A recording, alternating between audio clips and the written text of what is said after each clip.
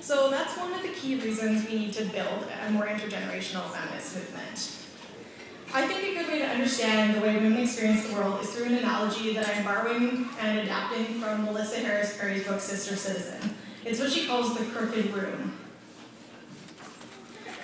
Harris Perry talks about post-World War II psychological studies in which subjects were placed in a crooked chair in a crooked room and asked to align themselves vertically. They found that only some of the participants were able to get themselves upright in the crooked surroundings. Others could be tilted by as much as 35 degrees but feel themselves perfectly straight because they were in relation to the crooked images. The images and mixed messages that women are bombarded with in pop culture and advertising, the celebrities we're supposed to emulate, dealing with all those messages is like living full-time in a crooked room. It makes sense that many women have trouble figuring out how to stand up straight. Harris Perry is specifically talking about Black American women, and certainly racial stereotypes present additional challenges. But I think the analogy works in a broader context. So now I'm going to extend it, hopefully not too painfully. Basically, I see there as being two areas we have to work on as feminists: the issues around representation and recognition, as well as basic material inequality.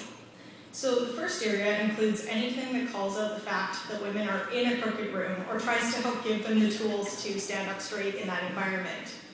That's the aim of feminist campaigns around, say, talking to girls about media and helping them to resist unrealistic body ideals. That's where we're working when we stand up against blaming and shaming of rape victims. So although this is a generalization, I'd say some of the most visible young feminist activists are focused in this area on opposing all the double standards, the unattainable ideals, and the outdated values applied to women.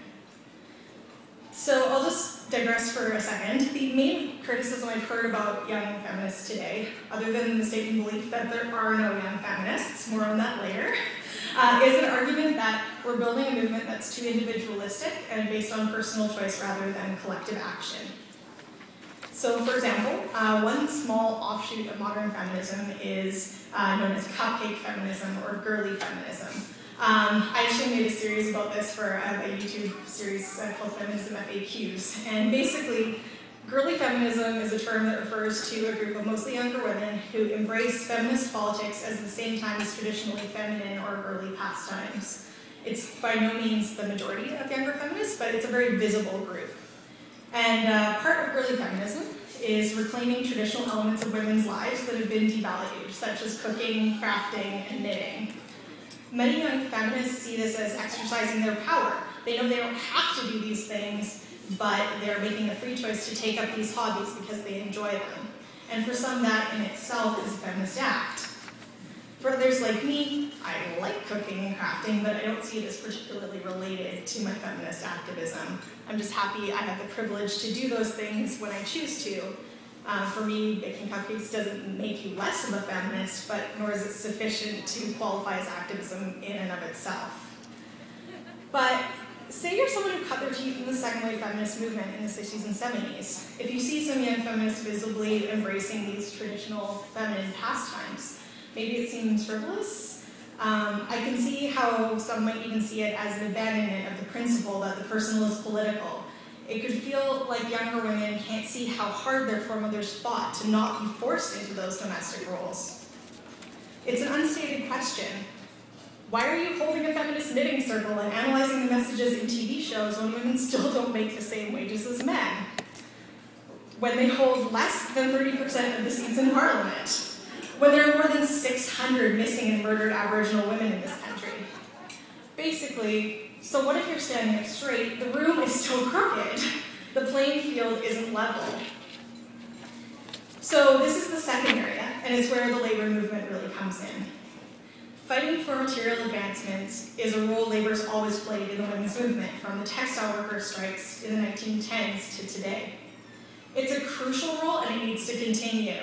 We have to keep fighting for fair pay, for universal childcare, for an end to violence against women.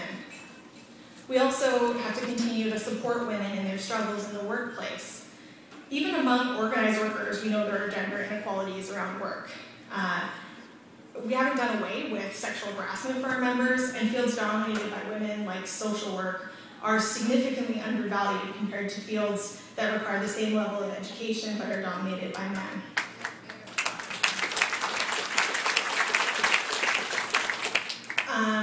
course, there's unorganized women, especially migrant workers, living caregivers, and new immigrants who share these challenges but are even more vulnerable. And at an even more basic level, YWCA Canada recently found that 53% of Canadians are unaware of the extent of women's homelessness. 3 of every 10 homeless people in Canada are women, and they sometimes have unique needs when accessing shelter and social services. Unfortunately, in spite of the need, last week, Conservatives voted down the latest NDP housing strategy bill, but, you know. Anyway, I'm sure I don't need to get much more into the material inequalities women face. Most of us here know the big problems, and for some of you, they're the same problems you've been working on for decades, and we have you to thank for the advancements we've made. As we all know, though, we can't totally correct the material inequalities without addressing that other side, the representational issues. Because we need to build support for those campaigns, and that means making sure people know the room is crooked. So a classic and well-researched example of that link between media representations and women's material well-being is around body image. For example, recent studies that show that high school girls who consume more mainstream media attributed greater importance to sexiness and beauty than did students who consumed less media. Connecting the dots, other research shows girls who place that kind of value on appearance are more likely to experience mental health issues, including depression and eating disorders.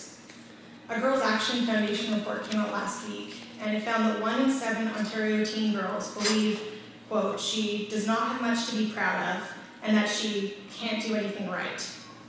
In BC, 1 in 5 teen girls reported attempting to self-harm in the previous year.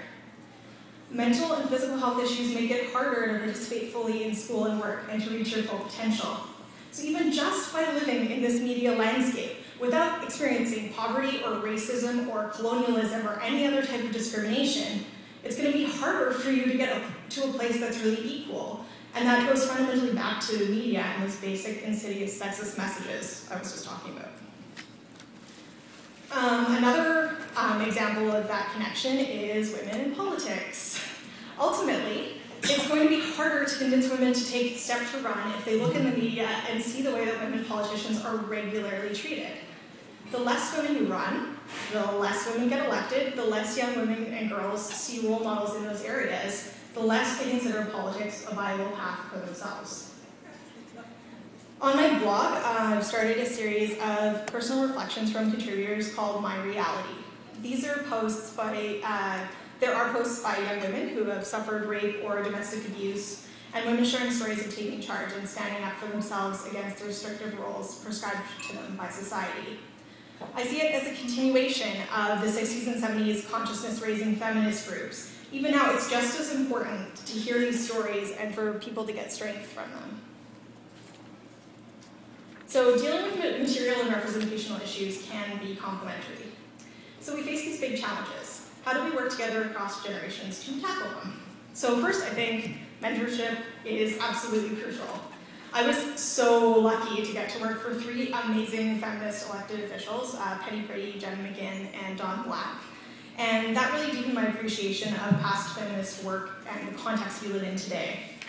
I was 4 years old when the Montreal Massacre happened. It's a totally different perspective to learn from someone who was there working with the families of victims to establish gun control legislation and get December 6th Day named a National Day of Remembrance and Action. So any younger feminists here seize those opportunities to connect and get firsthand perspective. Second, for anyone who's entering into that kind of mentoring relationship on the mentor side, or for any established feminists who are trying to figure out how to integrate younger feminists into your organization, the approach you take is very important. I think it can be difficult because when you put a lot, like decades of work into these issues, it can be scary facing the prospect that one day these younger feminists will be the one charged with this legacy. But please, as much as possible, you have to treat those relationships as partnerships and make room for two-way learning. If you come into it feeling terrified, that's a lot of pressure for a relatively new activist to have on their shoulders, to feel that you're not confident about leaving the movement in their hands. It's hard enough having to deal with your own insecurities without getting the sense that the people who are the leaders in the movement don't trust you or don't think your input is equally important because you don't have enough skin in the game. The same goes for the labor movement, progressive movements in general, when working with young people. I don't think it's just this happens consciously, but again, it's just about taking a second and putting yourself in the other person's shoes on both sides of those types of relationships. So for example, in 2005, some slightly embarrassing photos there, I ran in the provincial election against Colin Hanson, and later that year,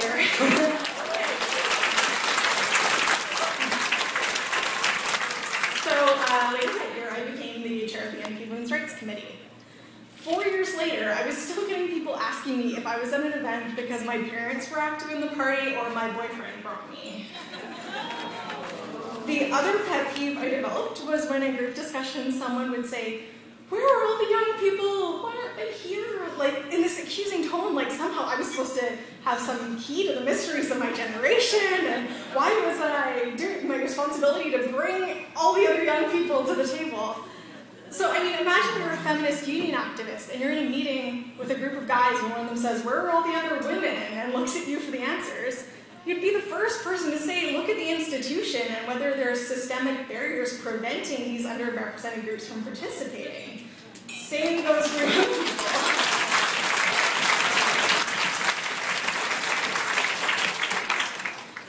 And the solution is not to pander, but to include. Having pizza at your meeting is great, but I don't think food is inherently more appealing to youth than anyone else. It's certainly no substitute for feeling valued and respected. If you build areas where young women can take responsibility and leadership, they'll take it. We've seen this work in a few unions and feminist groups. One feminist group in particular that does a great job of this is the Abortion Rights Coalition Canada. And I know Joyce is here somewhere, so shout out to Joyce and the Abortion Rights Coalition Canada. They have 3 or 4 young people who they trust to be out there in the media as spokespeople alongside the more experienced activists. A couple of those young women are the brains behind the Radical Handmaids protest that we saw leading up to the M312 vote last year.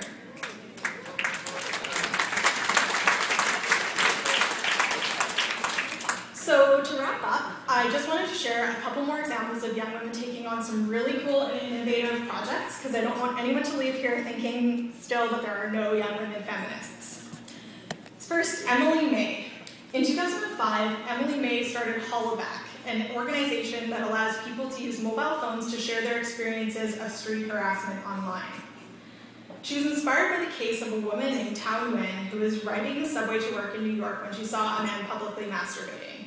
She took a picture with her mobile phone and took it to a police, but they wouldn't do anything. Nguyen posted it on Flickr and it went viral. Suddenly, everyone was talking about how this was a problem and something had to be done. With Hollowback, women and girls can quickly document and share their experiences with street harassment and see immediately that they're not alone. It takes away the harasser's ability to totally intimidate women.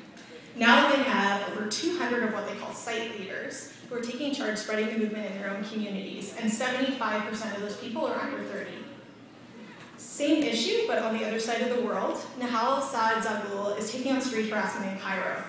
One day she was harassed and groped by a group of men in Tahrir Square. She blogged about it and formed an anti-harassment group on Facebook. The next week, she, along with 60 supporters, peacefully protested near the square, but were set upon by about 50 men who groped the women and beat up the men. She wasn't deterred, and she set up a website chronicling experiences with street harassment. From that, she formed a group called Basma, which means imprint, that coordinates volunteer street patrols that peacefully intervene to protect women from harassment. Some of you might have heard of Anita Sarkeesian, founder of the video blog Feminist Frequency. Sarkeesian, who's originally from Toronto, was the target of extensive online harassment last year when she dared to start an online funding campaign to make a series of web videos about women's roles in video games. The backlash showed that even this kind of online activism is deeply threatening to the patriarchal status quo.